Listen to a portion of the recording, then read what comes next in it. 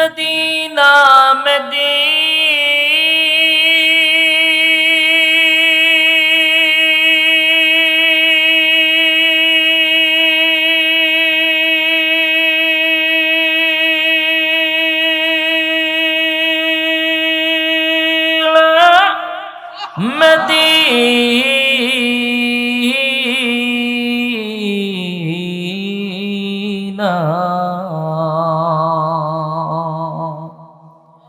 Medina Medina मोमिनों की गुनगुना है।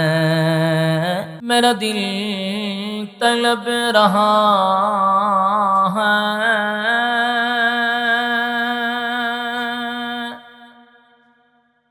मेरे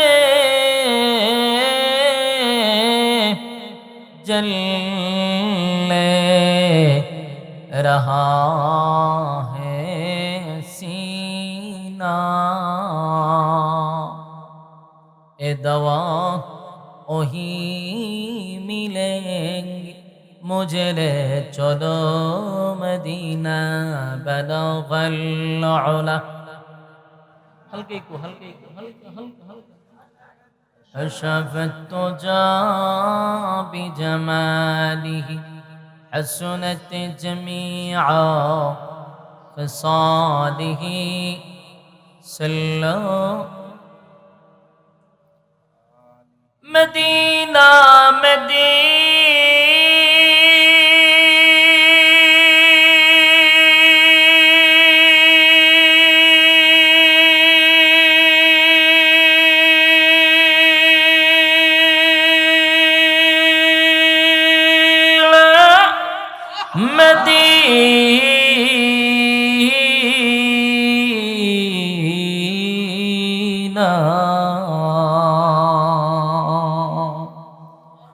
मदीना मदीना मोमिनों की गुनगुना है। दीदारे मदीना बलगल उला। ভাই আপনি রিভাব বন্ধ করেন, শুধুই কুদেন। আপনি এই কুটা তুলতে পারেন না কেন? গলা তো খাইলে রিভাব বন্ধ করেন, শুধুই কুদেন, শুধুই কুদেন। বলগল উলা বিকমালিহি কশফত বিজমালিহি হসনত জমিআ सल्लो अलैहि। मुक्ति का चमके सितारा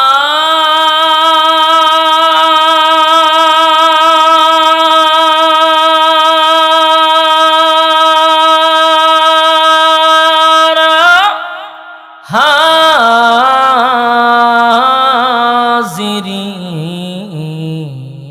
क्या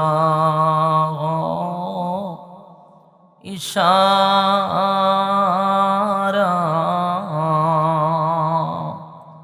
देख कर रोज़े प्यारा बलगल उला।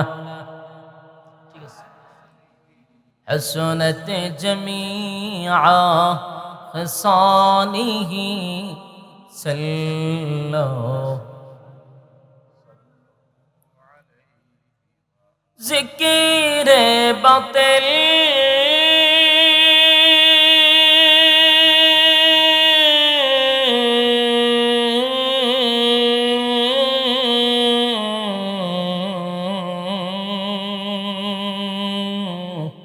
को हटा दे दिल से रबे। जिक्र में तेरे लगा दे रोज शौब ला इलाहा इल्लल्लाह ला इलाहा ला इलाहा इल्लल्लाह ला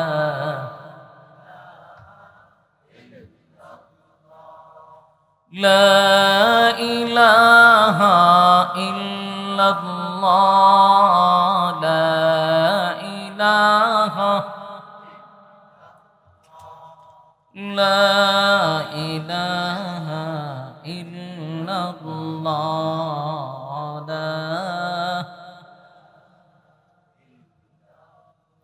লা ইলাহা ইল্লাল্লাহ মুহাম্মাদুর রাসূলুল্লাহ সাল্লাল্লাহু আলাইহি ওয়াসাল্লাম। আমি যে সূরাটা আপনাদের সামনে 18 নম্বর সূরা, সূরা কাহফ, মক্কায় অবতীর্ণ। এই সূরাটি মক্কায় নাজিল হয়েছে। কোরআনের আয়াত অথবা সূরা নাজিল হয় কোন সময় কোন প্রশ্নের উত্তরে আল্লাহ নাজিল করে, কোন সময় কোন সমস্যার সমাধান দেওয়ার জন্য আল্লাহ আয়াত নাজিল করে, কোন সময় কোন ঘটনাকে কেন্দ্র করে আল্লাহ সূরা অথবা আয়াত নাজিল করে। আমার এই তেলাওয়াতকৃত সূরার আয়াতগুলি, এই সূরাটা নাজিল হয়েছে দুইটা বিষয়কে কেন্দ্র করে। আয়াতগুলি পড়ছি, এই আয়াতগুলি নাজিল হয়েছে বিভিন্ন কেন্দ্র করে, আর সূরা নাজিল হয়েছে আরেকটাকে কেন্দ্র করে। নাজিল হওয়ার কারণ, প্রেক্ষাপট, অবস্থান, যেটাকে তাফসীরের ভাষায় আমরা বলি শানে নজুল। এই সূরাটি নাজিল হয়েছিল তিনটা প্রশ্নের জবাবের জন্য। আবার অন্যান্য জায়গাতে আসছে যেই সময় এই আয়াতগুলি নাজিল হয়েছিল, যেই যুগে, যেই যুগটাকে কেন্দ্র করে, যেই অবস্থানটাকে কেন্দ্র করে রাসূল সাল্লাল্লাহু আলাইহি সাল্লামের কাছে আয়াতগুলি নাজিল হয়, তখনকার অবস্থা রাসূলের কাছে যখন শোনানো হয়, তখন এইভাবে শোনানো হয়েছিল যে তখনকার সময়ের যে বাদশা ছিল, এই বাদশার যুগের যত মানুষ ছিল এবং বাদশা সহ তারা মূর্তি পূজা করত এবং বাদশা নিজে খোদা দাবি করত। পরবর্তীতে 309 বছর পরে যেই সময় ঘটনাটা ঘটে যায়, তখনকার মানুষ আবার কিয়ামত বিশ্বাস করত না। আমার কথা বুঝতেছেন নি? কি লড়াচড়া কেড়ে ঘটনা কি তা খুশি খুশি লাগে? সম্মানিত সুধী, মনোযোগ দিতে হতো। আপনি কোন কোন কইলে হইতো না তো, এখানে আপনি বৈশা আপনি কোন কোন কইবেন আর আমি আপনারা আসবেন আর আমি ওয়াজ করব, এত সস্তা না। মানে ভালো না লাগলে আপনি মেলাত যান, আপনারা কে কইছে ওয়াজ হয়? আবার এখানে ঠিক কয়, আপনারা ঠিক করতেছেন, আবার ঠিক দিক দুটোটা তো ঠিক। কোরআন হাদিসের মজলিস, আগেই বলছি, এটা ফেরেশতাদের মজলিস। আপনি এখানে ফাজলামি করবেন, আমার কইবেন হুজুর ওয়াজ করেন। এরকম বেয়াদবের কাছে আমি ওয়াজ করতে রাজি, আদব ওয়ালার কাছে ওয়াজ করা দরকার। ভালো না লাগলে উঠে যাবে। এই ফলা বানাই হাসো কেড়ে, কি কেউ কাতকুতি দিছে? হাসো কা, কি আজীব অবস্থায় ওয়াজ করি। হ্যাঁ, আমরা কিন্তু বেয়াদবি করতেছি, খুব খারাপ লাগলো আমার কাছে। আপনার হাসাহাসি দরকার হলে মাহফিলতে বাইরেও চলে যান, কে আটকেছে আপনারা? আরেকজন তো শুনতেছে, তারা শুনতে দেন। আরেকজন তো আদবওয়ালা লোক আছে আপনার কাছে, আপনি বেয়াদব উঠে যান। মেজাজ গরম করেন না, আল্লাহর রাস্তায় মেজাজ গরম বইছেন সওয়াবের উদ্দেশ্যে, আপনি কি গুনাহ লইবার লেগে আইছেন? তাহলে আপনি হাসাহাসি করতেছেন না। হাসির কথা বলছে, কালকে হাসছেন না, জনমের হাসা। মুস্তাক ফৈজি সাহেব হাসাইছে না, কেতকুতি না দিবার আগে দিয়ে হাসা শুরু করে দিচ্ছে কালকে। জনমের হাসা নিয়ে হাসাই গেছে, এখনো কি হাসি শেষ হয়েছেন আপনারা? সম্মানিত সুধী, তখনকার মানুষগুলি কিয়ামত বিশ্বাস করত না। এই পৃথিবীতে আমরা যারা আসছি, এটাই কি শেষ না আমাদের আরো জীবন আছে? এই দুনিয়ার জিন্দেগি শেষ হওয়ার পরে পুনরায় আল্লাহ আমাদেরকে আবার জীবিত করবে, এটা বিশ্বাস করেননি? করেন, এই জন্যই আপনি ইমানদার দাবি করেন। আমাদেরকে পুনরায় আল্লাহ আবার জীবিত করবে এবং এই পৃথিবী, এই বিশ্ব পরিস্থিতির পরিসমাপ্তি আল্লাহ একদিন গঠায়া দিবে। বাস্তব না অবাস্তব? আপনারা যে মাহফিলের জন্য সামিয়ানা করছেন, প্যান্ডেল করছেন, এটা কি মাহফিলের পরে থাকবো? তাহলে কেন করছেন? কিছু সময়ের জন্য, প্রয়োজনে করছেন। শেষ ফাইনাল কথা হলো প্রয়োজনে। প্রয়োজন শেষ, সব খুলে রাখবো, ঠিক নেই?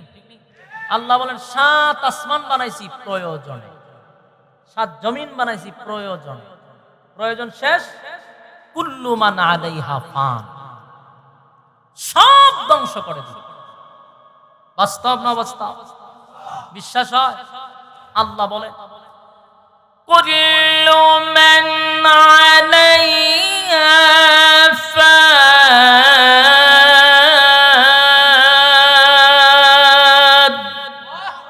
ওয়া ইয়াবকা ওয়াজহু রাব্বিকা যুল জালালি ওয়াল ইকরাম।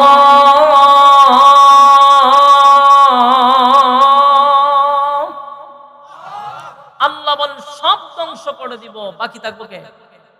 আল্লাহ। আল্লাহ সারা সব ধ্বংস। আরশ বহনকারী ফেরেশতা ধ্বংস, জিবরাইল ধ্বংস, মিকাইল ধ্বংস, ইসরাফিল ধ্বংস, আজরাইল ধ্বংস, কোনো কিছুই থাকবে না। ইজা জুলজিলাতিল আরদু জিলজালা, জমিনের মধ্যে জালজালা শুরু হবে, থাকবে না, সব ধ্বংস। এই বিশ্ব পরিস্থিতির পরিসমাপ্তি আল্লাহ ঘটায় দিবে। এখন কেন করলেন? বলে প্রয়োজন।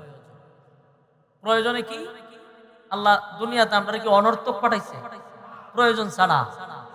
আল্লাহ নিজে বলেন আফাহাসিবতুম আন্নামা খালাকনাকুম আবাসান ওয়া আন্নাকুম ইলাইনা লা তুরজাউন।